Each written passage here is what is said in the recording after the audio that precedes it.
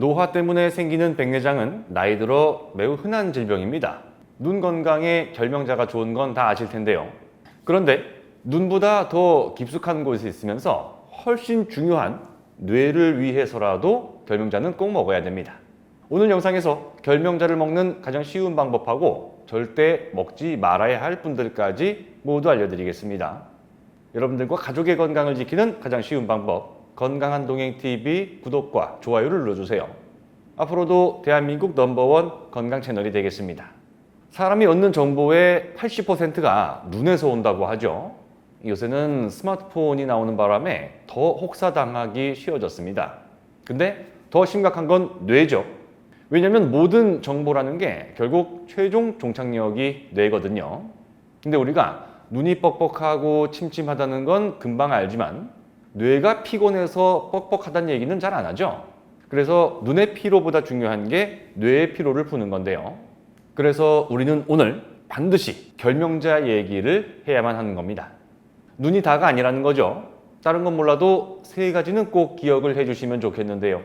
첫 번째는 결명자로 내장 지방을 풀어줄 수 있지만 그것 말고도 한국인에게 위험한 3대 인체 독소 배출에 좋은 방법도 알려드릴 겁니다. 두 번째, 결명자를 먹는 가장 쉬운 방법은 결명자 차인데요.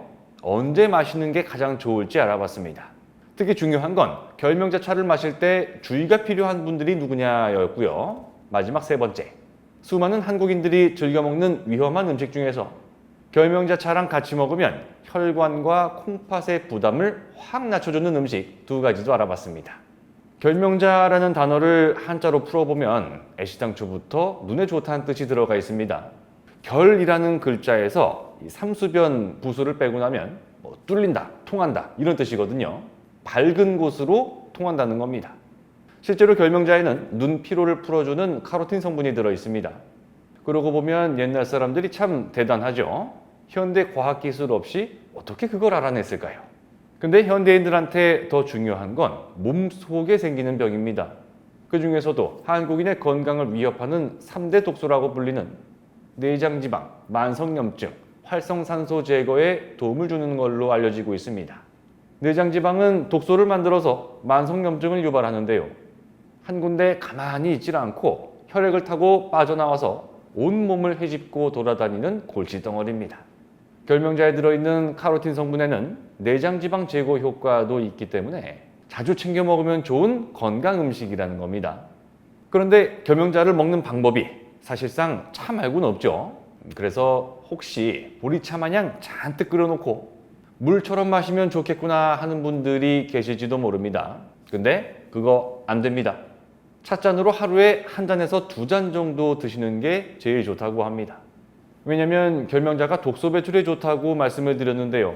독소가 주로 배출되는 장소가 어디일까요? 네, 맞습니다. 바로 화장실입니다. 소변으로 배출되는 경우가 많거든요. 그래서 결명자를 물 대신 마셔버리면 이뇨작용이 활발해지고요. 그게 지나치면 빠져나가는 수분도 많아지겠죠. 그래서 엉뚱하게도 몸속이 메말라 버리는 상황이 벌어진다는 겁니다. 그래서 결명자 차는 자기 전에 드시면 별로 안 좋겠죠. 자다가 화장실 가려고 한번 깨면 숙면에 방해가 되기 때문입니다. 저녁을 6시쯤에 일찍 드신다면 그나마 다행이지만요. 웬만하면 아침이나 점심 식사 후에 드시는 게 제일 좋겠습니다. 그러면 혈압을 낮추는 데도 보탬을 줄 수 있는데요. 결명자에 들어있는 옵투시인이 동맥경화 예방에 좋은 천연물질로 밝혀졌다는 것도 알아두시기 바랍니다. 결명자 차 만드는 거 별로 안 어렵습니다. 아예 볶아져서 나오는 거 사 드셔도 되고요. 직접 사다가 프라이팬 중간불에 올려서요. 타닥타닥 소리 나면서 결명자가 튀기 시작한다. 그때 불 끄고 옮겨서 식혀 두시면 됩니다. 그렇게 뒀다가 드실 때 물로 살짝 헹궈서 쓰시면 되는데요. 물 1리터에다가 볶은 결명자를 한 숟가락 넣고 20분 정도 약한 불로 끓이면 되는데요. 좀 더 부드럽게 드시려면 아예 불을 끄고 20분 동안 우려낸 다음에 결명차를 건져내는 방법도 있습니다. 그러면 유전자에 손상을 줘서 노화를 부추기고 뇌세포에 피로를 주면서 치매를 일으킨다는 활성산소 감소 효과도 기대할 수 있을 텐데요. 혹시 관절염 약 드시는 분들 계시면 거기 약 성분을 한번 보세요. 안트라퀴논이라는 물질이 들어간 게 간혹 있을 겁니다. 변비약에도 종종 들어가긴 하는데 얘가 염증을 억제하는 일도 하거든요. 그런데 결명자에 천연 안트라퀴논 성분이 들어있다는 거죠.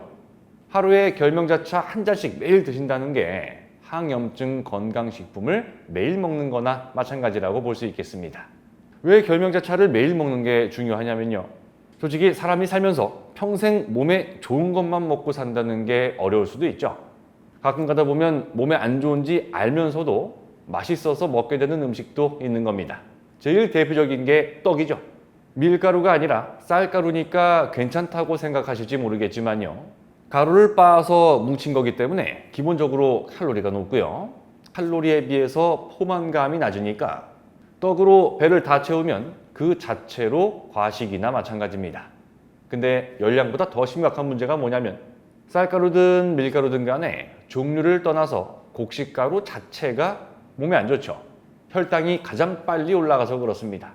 그래서 당뇨 있으신 분들이 제일 조심해서 드셔야 되는 음식 중에 하나가 떡이라고 하는 건데요. 그렇지만 결명자차는 떡이랑 반대작용을 해서 혈당이 올라가는 걸 늦춰줍니다.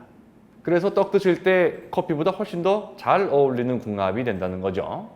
우리나라 어떤 대학에서 결명자 추출물로 실험을 했었는데요. 혈중 포도당 수준을 감소시켰고 중성지방을 낮추는 걸로 나왔다는 거 아닙니까? 그리고 또 생각을 해보면요. 옛날 서양 사람들이 디저트 먹을 때 홍차를 같이 마셨는데요. 달달한 디저트랑 쓴맛이 나는 차가 입안에서 되게 잘 어울려서 그렇습니다. 떡이랑 결명자차는 맛이랑 영양 전부 다 궁합이 좋다는 이유죠. 고기 드시고 나서 후식으로 드시는 결명자차도 보약이 따로 없는데요. 인생이 다 고기서 고기라는 말이 있죠. 작년에 나온 뉴스 보고 깜짝 놀란 게 있었습니다. 한국인들이 2022년부터 밥보다 고기를 더 많이 먹게 됐다는 건데요. 1인당 육류 소비량이 쌀 소비량보다 많아졌거든요. 사실 고기가 굉장히 중요한 단백질 공급 수단이기도 하고요. 근데 소고기, 돼지고기 같은 적색육을 많이 먹으면요. 콩팥에 부담을 줘서 기능이 저하될 수 있다는 연구 결과가 미국에서 나왔습니다. 단백질을 먹는 게 몸엔 꼭 필요한 거지만 콩팥에서 할 일이 많아지기 때문인데요. 그래서 콩팥 기능을 높여준다는 결명자차를 드시면 좋다는 겁니다. 고기 먹고 느끼한 거 잡아주기도 좋겠죠. 거기다가 고기 먹을 때 은근히 나트륨 섭취량도 많아지거든요. 쌈장이나 소금 찍어 먹는 경우가 많으니까요. 나트륨이 적정 선을 넘어가면 그걸 배출하는 게 칼륨이 하는 역할 중에 하나입니다. 고기 먹고 나서 결명자차를 마셔야 되는 이유가 하나 더 늘어났네요. 오늘은 누구나 쉽게 만들어 먹을 수 있는 결명자차를 안전하게, 건강하게 먹는 방법, 그리고 같이 먹으면 좋은 음식에 대해서도 살펴봤습니다. 영상 끝까지 시청해 주셔서 정말 감사드리고요. 부디 여러분들께서 앞으로 맞이하시는 모든 날들이 건강한 하루하루가 되시기를 진심으로 바라겠습니다. 고맙습니다.